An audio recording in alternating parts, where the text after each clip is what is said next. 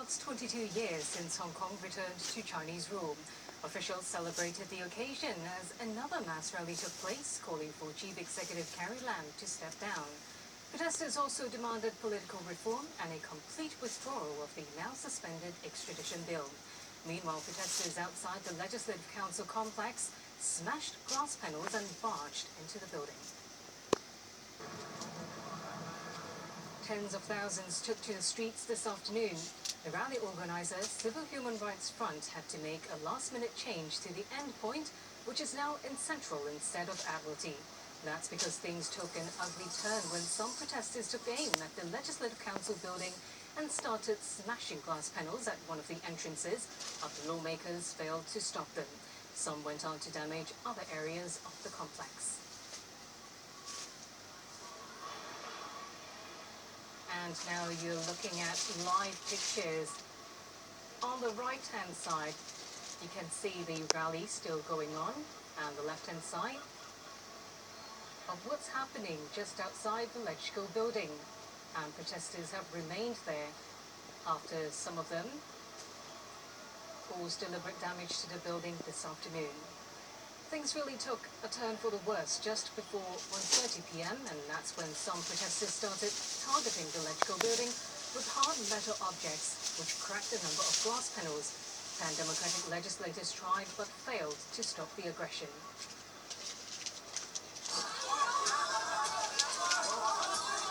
Few saw this coming.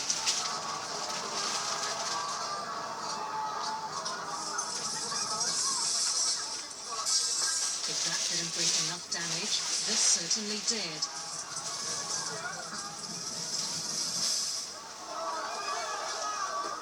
Lawmaker Leung Yu-chung called for a stop, only to be pushed away. His pan-democratic peers joined in, called for calm, and begged. Even if they formed a human shield, the aggression didn't stop. In fact, the contrary happened. Even if police in full gear on the other side of the glass panel stood with guns and ready to strike.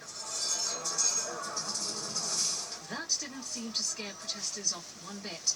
For more than 90 minutes, they charged non-stop until they managed to smash through a panel at the Legislative entrance. Police responded with pepper spray. That didn't do much to fend people off. It became more chaotic. And it wasn't just umbrellas used anymore. The metal gate no longer able to keep people out. Unsurprisingly, this afternoon's events drew condemnation from the government, who called it extreme violence.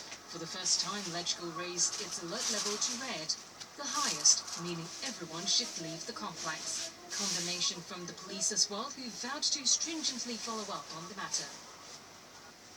This year's July 1st rally saw Causeway Bay and Wan Chai flooded with protesters. While they continued to oppose the extradition bill, Peng Yu-won tells us about their other requests.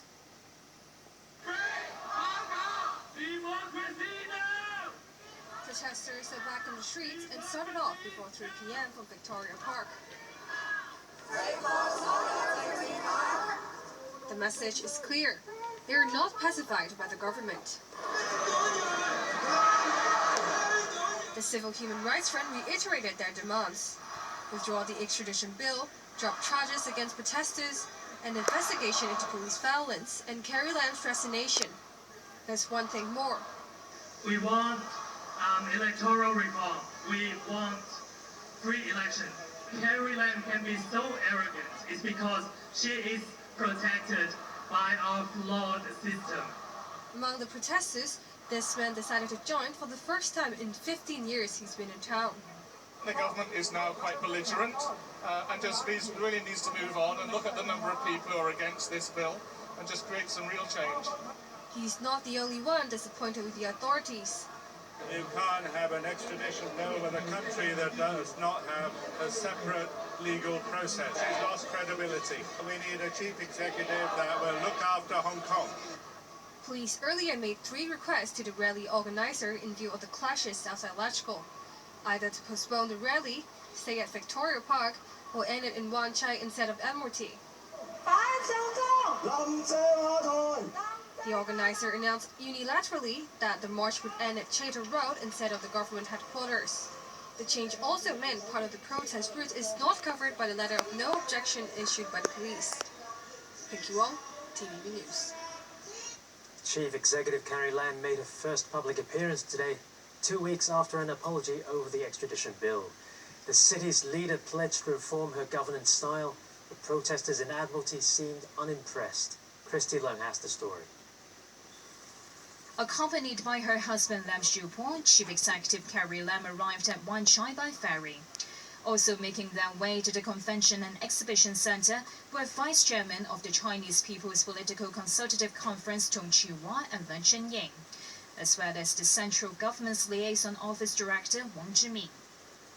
In a rare move, the government decided to move top officials and VIP guests indoors to view the flag-raising ceremony due to poor weather.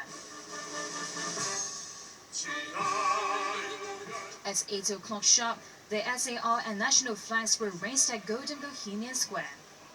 The Honourable Mrs. Carrie Lam Chang-yun-mo and Celebrations marking the 22nd anniversary of Hong Kong's return to China continued with a reception. 近月發生嘅事 I will learn the lesson, the chief executive said while delivering her speech. After recent disputes, Carrie Lam promised a more open and accommodating government, also that she would take extra steps to maintain her political awareness and engage the pulse of the community, such as by making time to meet different sectors and reach out to the youth. Lam admitted the government has a lot to improve and vowed that she and the government would double their efforts to restore people's confidence so Hong Kong can be off to a new start. That humbleness perhaps reflected in the leader's choice of a navy and cream outfit instead of bright red and pink. Still, an opposition lawmaker remained vocal during the celebrations. I asked Carrie Lam to step down and to withdraw the extradition bill. It is very important for Carrie Lam to meet the people and to listen to their demand, but not just to give lip service. Away from the celebrations indoors was a standoff between police and protesters in Admiralty at around 7 a.m. Despite police warning, protesters continued charging towards officers near Performing Arts Avenue. Protesters with rollies were pepper sprayed, while police had shells against eggs and backup from the Special Tactical Squad.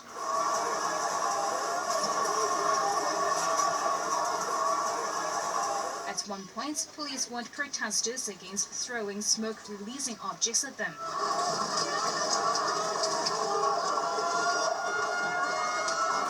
During the clashes, protesters fell to the ground and a girl was hurt in her head.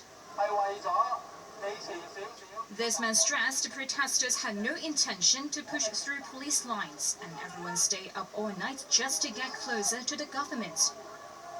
During the flag-raising ceremony, also up in the sky were black balloons.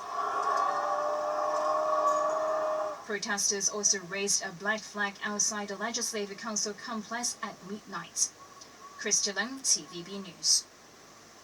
The Hong Kong Celebrations Association urged the public not to go to Victoria Park to attend festival activities celebrating the 22nd anniversary of the handover. The appeal came after the event organizer found groups of people disrupting order at the venue this afternoon. The three-day festival held at the park's football pitches was scheduled to end this evening, comprising 40 pro-establishment groups